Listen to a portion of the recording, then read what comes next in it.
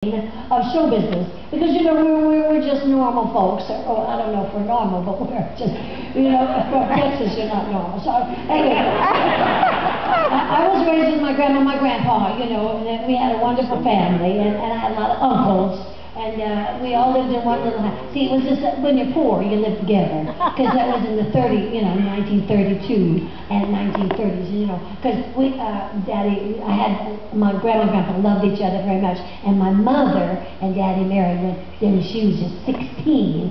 So you see, my brother and I were born in the middle, and my grandma and grandpa, they loved each other very much, and there was no TV, and there was none of that, the pill, there was no pill. They kept having uncles. And so I was in the middle of all that, and my brother and I, we all had to sleep in one big old bed. You know, well, my uncles were all down there, and then Todd, my brother and I were all up here at the top of the bed. I always had toes in my nose. I never slept alone until I got married.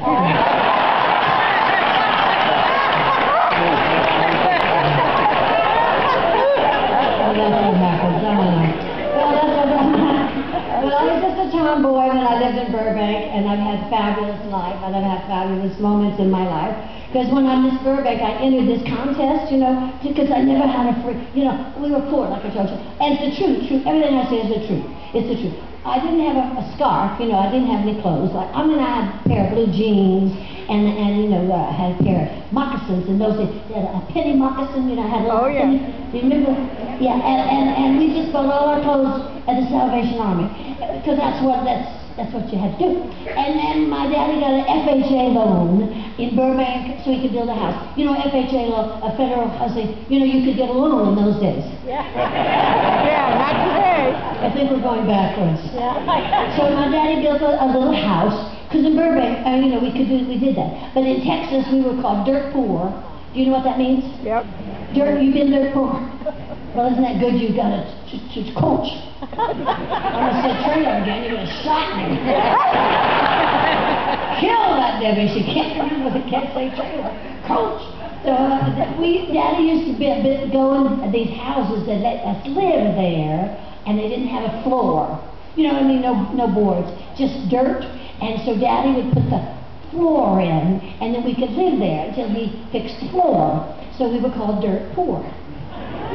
No, that's a true story. Now, if you don't believe me, honest to God, that's a true story. So that's what dirt poor means. Now, aren't you glad you came? Now you found that out. I mean, I didn't expect that, but you know, now you know. So I really think, I would like Todd, I discussed years ago, when I wanted to go on a vacation with my mother and dad, because I felt that my life was going to change, and it did. Oh my goodness, good. I thought show business, you know, that my whole life would be different, and it has been, but I wanted it to stay normal, you know, as far as my family and loving each other and being together. And I didn't have an opportunity to take the children like normal people. If I went to Disneyland or something, I always had to wear a disguise, because people would always ask for an autograph, and my children couldn't be like normal kids, you know, because their mother was this person, me. So I was like a movie star, you know, it was like Jennifer Aniston. See, what happened in my whole life is like Brad Pitt and Jennifer Aniston and Angelina Jolie. Like when Eddie left, you know, like that when Brad left, that's what happened to me. You remember that's what happened? You remember Elizabeth Taylor? You remember my husband, Eddie Fisher, went down the Nile? Yeah.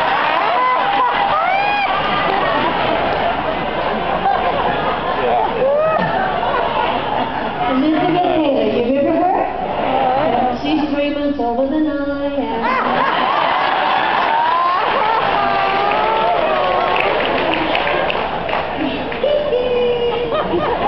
Yeah, things just come around and go around. You never know if you screw up or you might get it to you.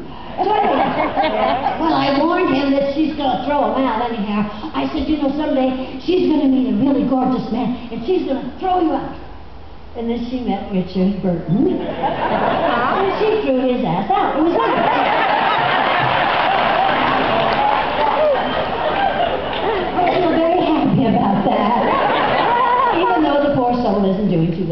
sorry for him.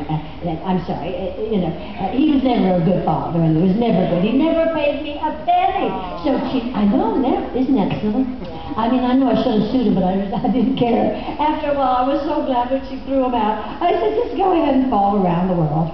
So he's by himself. That's sad. And I should feel sorry for him because I'm a Christian, and I do pray for him, but I don't have too much to say. I love that.